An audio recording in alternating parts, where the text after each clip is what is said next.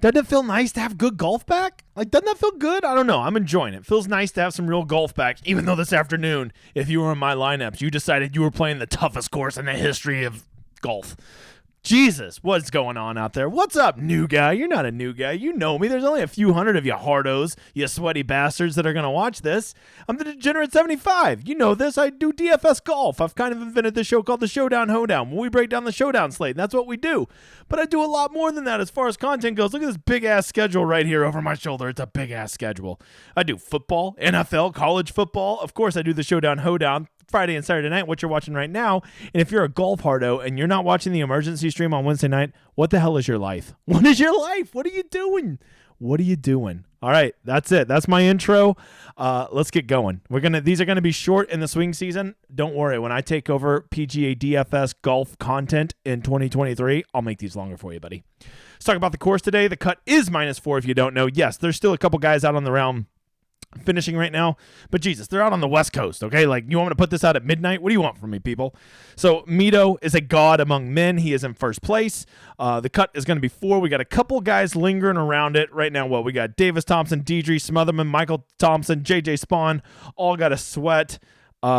So you know, like you gotta look. Wait. Those are all the guys at -5. I'm looking at it wrong. -4 is Harrison Endicott, Svensson Rye, Harmon, the Hobbit himself, Ben Martin, and then you got some guys from -3 that could jump up. So a lot of sweating still going on for some of you. So hey, here's rule number 1, new guy. Make sure not to play any of the guys that missed the cut, right? If they only get to -3, don't put them in your lineups tomorrow. That's lesson number 1, bud. Couple takeaways from today. The course played a little bit harder than yesterday. Yesterday played 1.6 under. Today only played 1.2 under, and I think largely that was due to all my guys making 37 triple bogeys today. So there's that. You know, when you get those triple bogeys, they really add up and kill the overall score. But by and large, the course is still playing easy. Anytime you're under, the whole field is a full shot under. That's pretty easy conditions, right? The biggest thing we want to take away from these 2 days is when is most of the scoring happening. 2 days in a row, the morning had it better than the afternoon, but I don't think that tells the whole story. We'll talk more about that when we get into the weather. Contest selection tomorrow, you know it sucks. DFS or DraftKings thinks that nobody cares about fantasy golf, so they put out these shitty contests.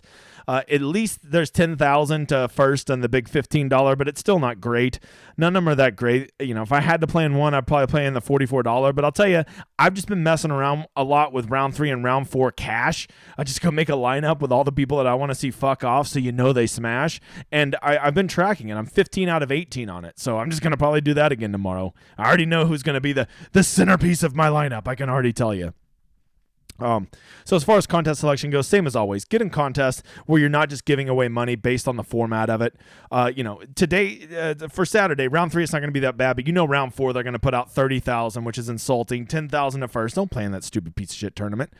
That's the contest selection. Go play in some smaller tournaments, take your singles, hit some small victories, and just practice getting better at round 3, because you know when January and February rolls around, these things are going to get fat as hell again. Hey, while you're here, go drop a like and a subscribe. Tell a friend about me. I appreciate you. Let's go check the first thing we always check. That's weather, you motherfather. As you can see tomorrow, even like the last 2 days have been very soft, but tomorrow in particular is particularly soft. What I have really noticed watching these last 2 days is when they first go out there, they're not roasting it. They don't start to roast the course until it warms up just a little bit, right? It seems like right around 10 a.m. is when guys get roasty hot. And so I really am going to be targeting guys if I were targeting guys for GPPs, I would want guys who kind of go out in that 9 to 10 range. So they are playing the course when it has the least winds. It is warmed up so that it is, you know, whatever reason, you know, the right temperature. It's the Goldilocks zone, but it's not so late in the day that the greens get trampled, blah, blah, blah, and the little bit of winds there are pick up, right? So that'll be a sweet spot to target. Let's check more than one site. Make sure they're saying the same thing. Yep. Light winds in the morning, picks up to mild at best. The Weather Channel, a little hobbit once told me as he was I couldn't see him because he had the ring on, and he said that the Weather Channel does weather. I was like, what the hell are you talking about, Brian Harmon? Now I know. So what do we got here? Exact same thing. Matter of fact, they don't even have it getting up to 6. They got it getting up to a blistering 5 miles an hour today, and they're the Weather Channel. All right, let's. I don't even have my shit up. Fucking amateur.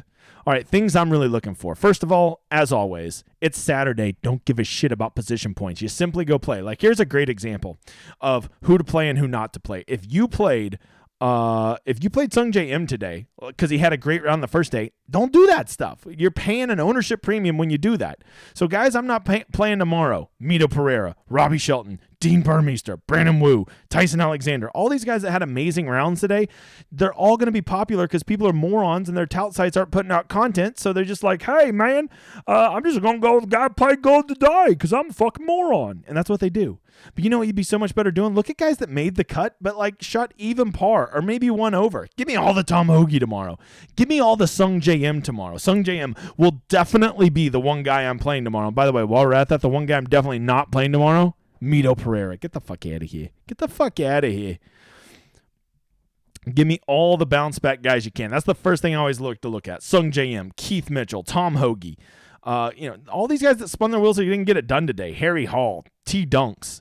Okay, I don't give a shit what their stats say. I'm just going to play them because nobody's going to play them because they play bad today, so they can't possibly play good tomorrow. Okay, simpleton. So, other things I like to look at is approach. Wow, Mito, 4.6 on approach today. That is disgusting. My God.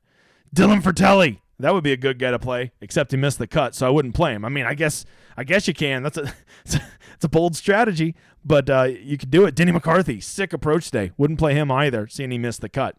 This is what I'm going to be looking for, though. Guys that had really good approach is a good way, because I'll tell you what, in the swing season, when the touts aren't putting out content and not telling the mouth breathers to go look at ball striking and stuff like that, people aren't looking at it. So this is a great way to find some diamonds in the rough. Party Marty killed it today, except he lost 3 strokes off the tee. He doesn't lose those. He's probably in first place in this tournament, or at least T2, right? These are the kind of guys I'm looking at. Did anybody just kill themselves around the green today that actually made the cut? Like Tom Hoagie, his ball striking was fine today. Like Tom Hoagie is like everything you want to see. He's fine ball striking, killed himself on and around the green. No one's going to play him tomorrow. Bounce back city. Other guys. Emiliano Grillo, terrible around the greens. I don't believe it. I don't believe it. Stewie Sink. Ooh, he played too well today. I mean, just because they played well doesn't mean they can't play too well 2 days in a row, but it's Stuart Sink. Like, he ain't going to play well 2 days in a row 99% of the time, so I'll just fade that, right? Anybody else? Aaron Rai. Nice approach day, nice putting, killed himself around the green. Those are the kind of things I want to see, right? And the last thing is, did anybody just murder themselves off the tee? Maybe they hit a ball or two OB or something, right? That's just something that like can be very misleading with just one OB ball, right? Like Andrew Putnam was pretty good today. Pretty good approach. Pretty good putting. Killed himself off the tee. These are the kind of things that I'm going to be looking at and the kind of things I'm going to consider. And then the last one, if you want to, you can always go look at like guys who just luck sacked with a putter today. Generally speaking, you want to stay away from them. But if there's anybody that did terrible putting, I also don't like those guys either, because believe it or not, when you're terrible putting, I think that it gets into your head a little bit. That's just my opinion. There's a lot of stuff to look at. You watch this show. You've seen the show 100 times. Even though I haven't made 100 episodes, you've seen it 100 times. You know what to look for. Quick shout out to all my patrons. Look at all these motherfathers. I need actually an updated list. There's so many. It's so big. By the way, if you want to be one of those, just come check out the Discord. It's huge. It's real big. And I got to go make them a special exclusive video where I actually give them like some real suggestions instead of just a general overview. Last thing I'll show you, round 3 scoring over the last 12 rounds. Who's killed it? Well, you've got Sung JM. Clicking him.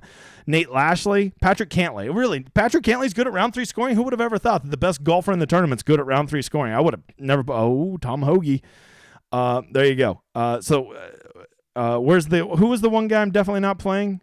Oh, Mito. Is Mito a good round 3 score? Oh, he is. I'm still not playing him. Fuck that guy. All right, guys, there it is. Don't forget, be back here tomorrow. A quick overview for round 4 showdown.